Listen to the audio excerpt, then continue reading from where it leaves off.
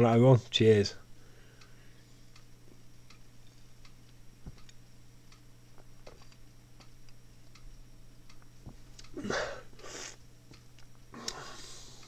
Drinking of ice beer Dunkel. A couple of weeks ago, I watched a video, well, maybe not even a couple of weeks ago, while I've been off, Jimbo home brewing. I'll put a pin that way so you can see him. He asked, well, he put a video up of the 5 best accessories or equipment that he's ever bought for home brewing, and he was interested whether anyone had any other ideas, kind of thing. So I've put this together. Now this is mine, every one of them's going to be different. So while you go and watch this lot, I'll carry on drinking my beer. Alright, I've had a few today, so cheers.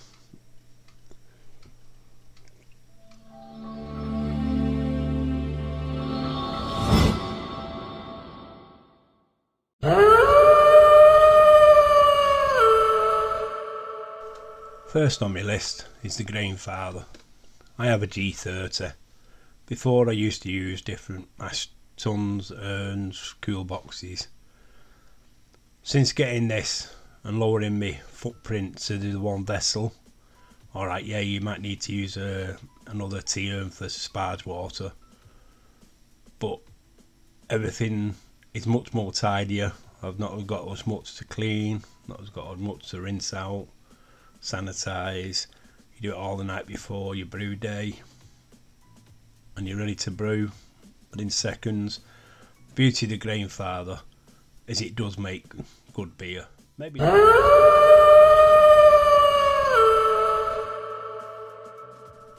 At number 4 we have pressure fermentation. I have a snub nose, Kincaid Juniors, flat bottomed and normal all rounders, and since I've moved to pressure fermentation, the fermentation is a lot quicker and a lot more healthier. Has it created better beer for me? In one word, yes. But you can also use it to create your CO2, like here. This is part of fermenting under pressure. Without these guys, Spunding Valves, it's possible, but it's not. These are such a lifesaver. Hopefully it'll zoom in and be able to read it. Basically that goes onto your fermenter. You set that to what PSI. It gets to that PSI, and then if it ferments any further, any more than that will blow out there. I think these are Kegland blow tie ones, but others are available.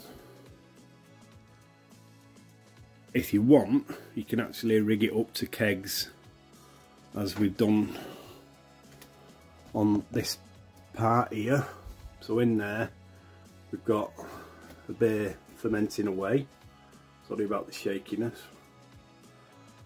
And I don't know if it can go in.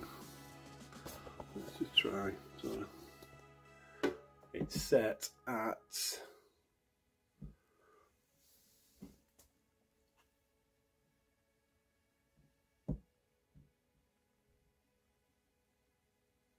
about 15.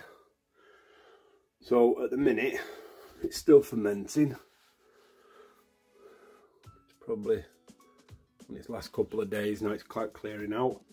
So it's basically going out of here, and the air that's more than 15 is coming into another keg. Well, it's an empty keg, as you can see, but it's just full of CO2 now. And that, I've set that one for just over 10, so when you turn it,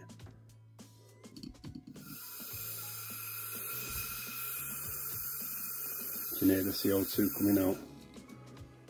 Basically it's free CO2.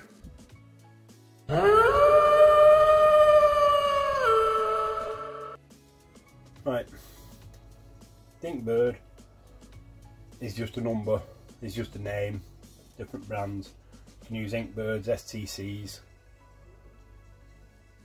Inside my fridge, the thermometer, the temperature at the minute is 16 degrees. It's set to 2 degrees, so you can hear the fridge kick in, which will bring it down for a cold crash. There's nothing in it at the minute, but I've got a beer that I want to brew weekend. So what I'll do to get it back up, you press the set and then you tell it at what temperature. Obviously we're in centigrade here in the UK. These are very plug and play, where an STC you need to wire it yourself. You set it to 18 when you press this set, and then the heating switch is on. And basically out in here I've got a light bulb, that's all. But it needs replacing with a tube heater to get the temperature. But you have one that is for your light bulb and one which is for your fridge. So you have your warmth and your cold, and this little gadget here switches between there and there. And does it make better beer? Yeah.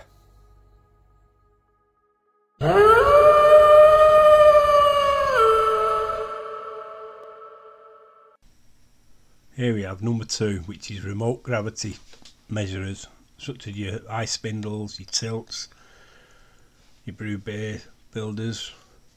They all do the same, but it enables you to get your temperatures and your gravities all on your phone. And does that help you brew better beer? Yeah, because you know when it's done.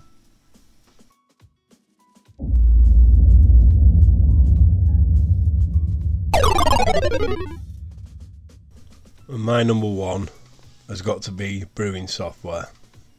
There are various brewing software that you can download to your computer, to your phone. I won't name them because I'm not getting paid by any of them. It's completely ambivalent review. Everyone has their own favourites, where you can put in your grain, you can put in your hops, you can find out what bittering you've got compared to your kit. Someone might brew a beautiful Doppelbock that might work on their system, but you have to put it through your brewing software to get it right for your system. And there's loads of people out there who will show you how, so have a look on there. But like you said, that is my top 5, so we'll see you soon. Ooh.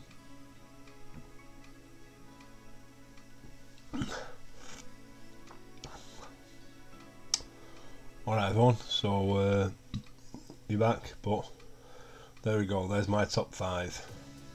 If anyone else wants to do one, like Jimbo said, it's just a matter of opinion really. It's what makes you brew better beer. Could be anything, could be a water report, could be anything, but it's a good thing to get your teeth into when you sit down and listen and think about it. So I'm off.